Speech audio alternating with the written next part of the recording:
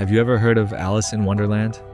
Whether it's the original work by Lewis Carroll, the Disney version, or even American McGee's take, it's impossible that it doesn't ring a bell, right? Well, today I bring you a twisted new version of this fictional tale. Created by the EXP Goat channel, this analog horror miniseries presents a premise that, like other versions, revolves around Alice Little. However, what she sees isn't due to an active imagination, but because her mind suffers from the effects of a disorder that pulls her away from reality.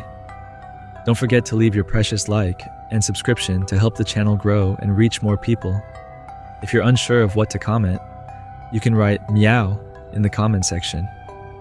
Without further ado, let's dive into Alice in Dreams.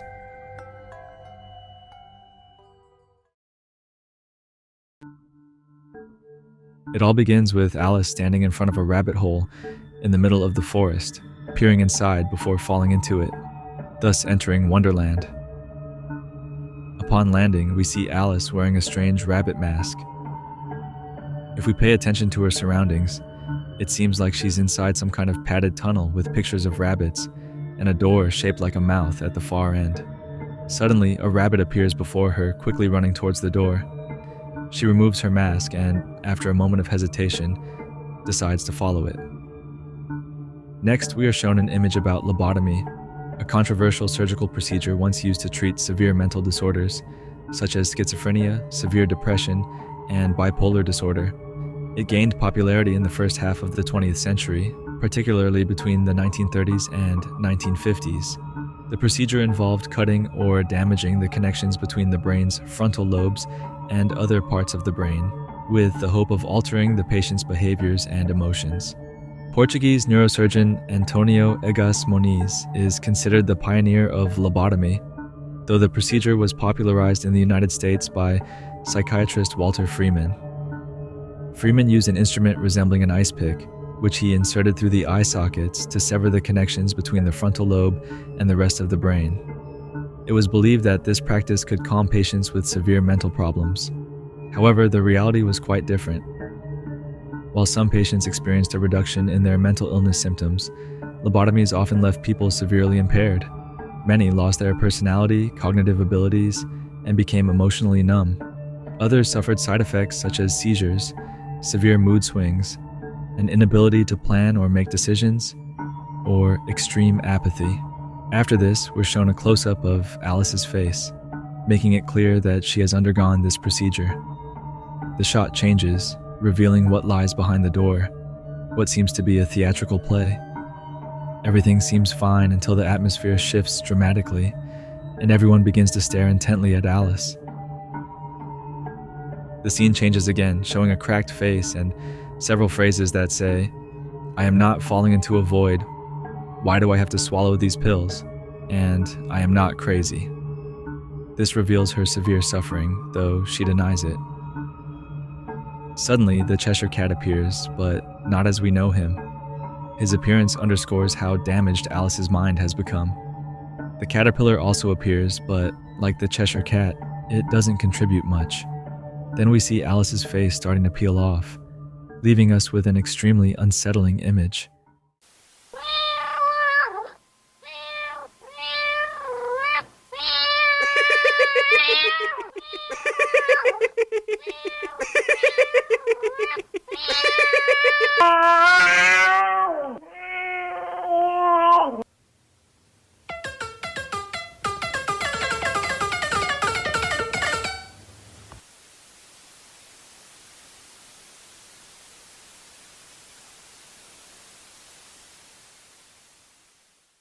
This scene might represent Alice's state of mind, what she feels in these moments.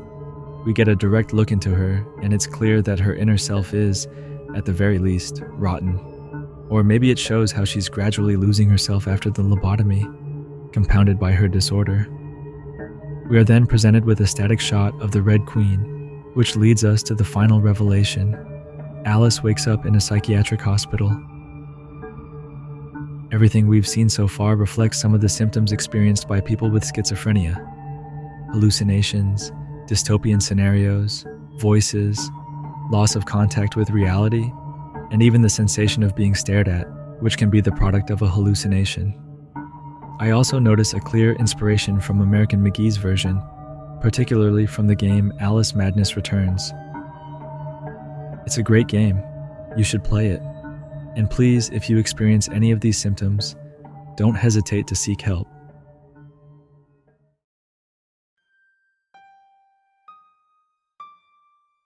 The second video begins with what appears to be footage of the moment Alice underwent her lobotomy, followed by a glimpse of her medical file.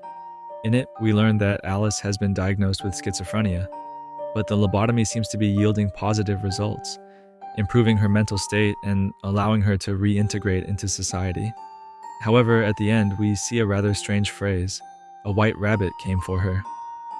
I feel like this is a symbolic way of referring to Alice's schizophrenic experience, where she hallucinated about a white rabbit leading her into Wonderland.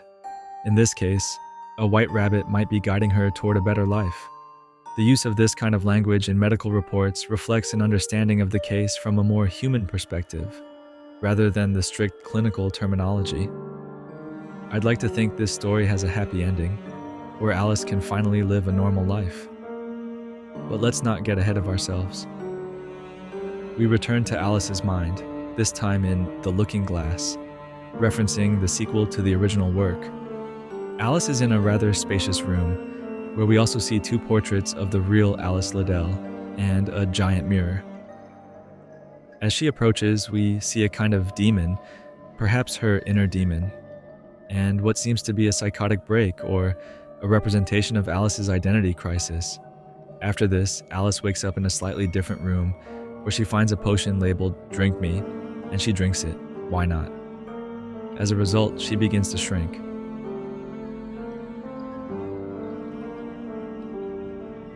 Suddenly, we're shown the real world, and Alice remains institutionalized. Little by little, her face begins to disappear, as if her identity is fading away due to the lobotomy. Back in her mind, she encounters a rather disturbing chess pawn. It informs her that her mind is being consumed by her illness, and she's losing herself more and more. Faced with this revelation, Alice appears worried. We switch scenes and see Alice entering a very colorful house, where she finally encounters a pair of conjoined twins, undoubtedly inspired by Clara and Mia from Frambeau. Next, we see the twins controlling a puppet of themselves, which eventually falls apart. After this, we are shown an image of a brain split in half, representing Alice before and after the lobotomy. The phrase displayed suggests that the lobotomy didn't have positive effects on Alice, but rather the opposite. This would confirm that there is no happy ending, and that the medical file is just a product of Alice's mind. Let's get to the conclusion of this. Humpty Dumpty appears and says the following: "Few warriors remain standing in a battle. You cling to something intangible. Will you be able to build the wall? Only then will you be invincible. Destroy the demon and you will find freedom. Beware of what you will face." This suggests that she must confront her inner demon to put an end to all of this. Could there still be a chance for a good outcome? We arrive at a castle where Alice encounters the White Queen.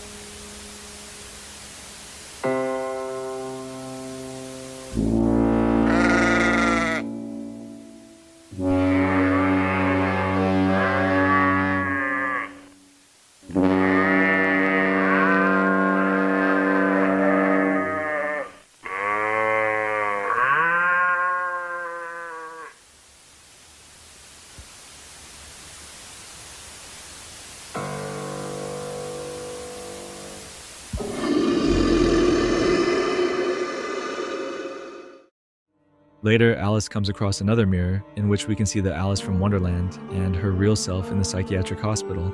Soon after, the real Alice sees the reflection of the instrument used for lobotomies, but in her hallucination, she sees it as a sword called the Vorpal Memory. She grabs the sword, her outfit changes drastically, and she descends a staircase that leads to the deepest part of her subconscious, the darkest place in her mind. Once there, she confronts her inner demon and defeats it.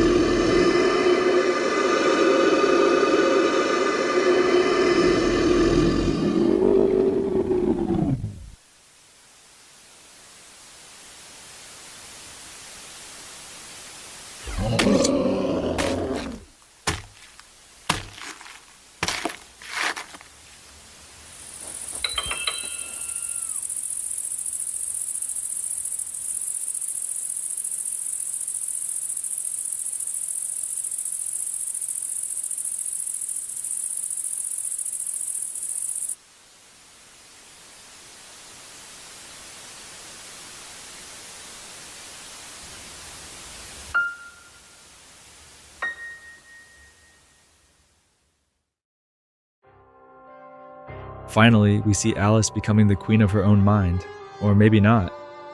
The ending leaves more questions than answers. On one hand, we have the medical report, which, as we've mentioned, seems to be a product of Alice's imagination, so we can likely dismiss the idea that things ended this way. On the other hand, in the basement of her subconscious, we see Alice's bed empty. This, combined with what we see at the end, could indicate that she has finally found herself and escaped the psychiatric hospital. But there are two things I don't quite understand. The first is the final scene, where we see Alice falling down the hole again while screaming. Perhaps she never truly escaped, and it was all a product of her imagination. The second is the sudden changes in her hair color, from blonde to black and from black to blonde. Could this be indicating different states of lucidity? I hope one of you can clarify this for me in the comments. For now, there is no more content for Alice in Dreams, and I don't think there will be. However, if anything new comes out, I'll bring you a video on it. Once again, if you enjoyed the video, don't forget to leave a like and subscribe. That would help me a lot. Every like is one more coin to escape poverty. If you'd like, you can also follow me on TikTok, where I post more content related to analog horror. And if you're interested, I have a Fiverr profile where I create high-quality music with artificial intelligence for your projects. Like my voice. Wait, what?